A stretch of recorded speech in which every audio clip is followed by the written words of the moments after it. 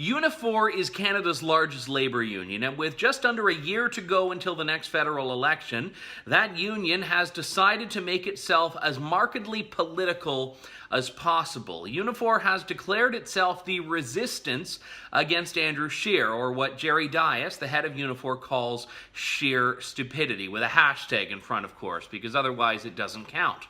Now, that a labor union would take a left-wing position in advance of an election is not surprising or newsworthy. There's a hitch with Unifor, though. 12,000 of Unifor's members, more than any other representation of this industry, are from the media, journalists and other workers in the media sector who call Unifor their representative body. Which means that the largest labor organization for journalists has declared itself against a political party that it will supposedly be covering fairly in the months up until the October election. Now, this is not to say that every single Unifor member reporter has consumed the Kool-Aid and is anti-Andrew Scheer, but this is a very real conflict that journalists are now thousands of them members of an organization that has already determined it wants a particular outcome when the readers and consumers of media in Canada are expecting, as I think most people do or would like to expect, fair, honest, impartial, and unbiased coverage.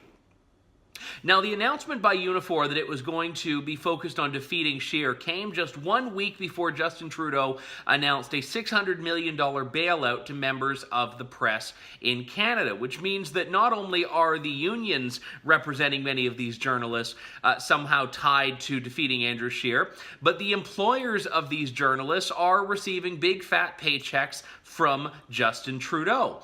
So for Canadians, there is an inability to decipher who is beholden to whom in this, which is why I've put forward a very simple proposal.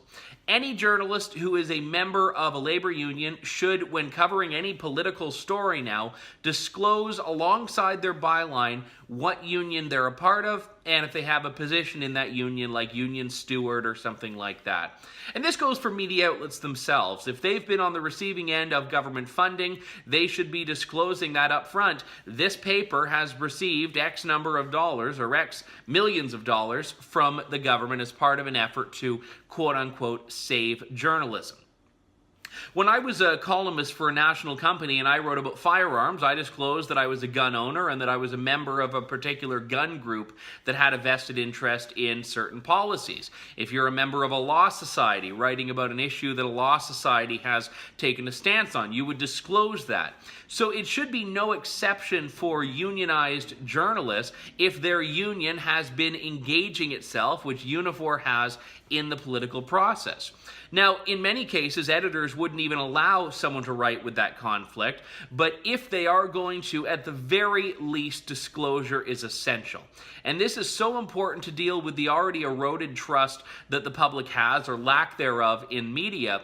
And the challenge goes to the reporters and journalists who are ethical. If you truly value your ethics, you will support this because you will not want a conflict or even the appearance of conflict.